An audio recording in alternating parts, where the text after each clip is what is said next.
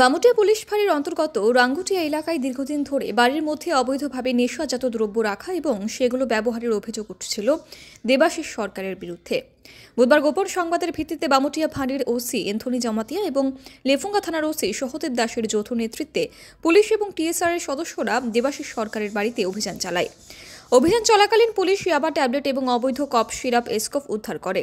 ঘটনাস্থল থেকে দেবাশিস সরকারকে আটক করা হয় এবং এনডিপিএস আইনের আওতায় নির্দিষ্ট ধারায় মামলা রুজু করে তাকে আদালতে প্রেরণ করা হয়।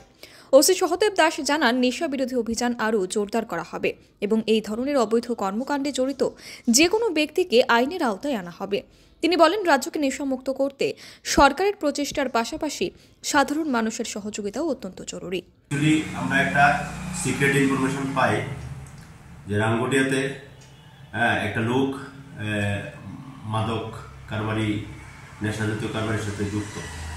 এই খবর পেয়ে আমরা টিম বানাই এবং আমি এবং নিজে এবং বামুটিয়ার ফাঁড়ির ওসি এবং অফিসার নিয়ে রাঙ্গুটিয়াতে যার বিরুদ্ধে আমাদের কাছে ইনফরমেশন আসে অর্থাৎ তার বাড়িতে আমরা তল্লাশি চালাই।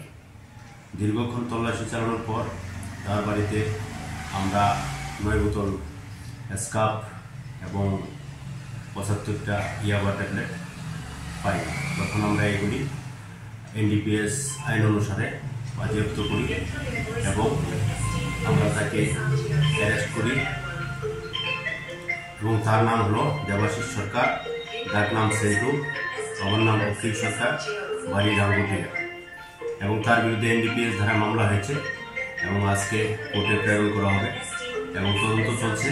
যদি এর সাথে আরো যুক্ত থাকে তার বিরুদ্ধে আমরা আইনগত ব্যবস্থা নেব। Bureau report, PV north east.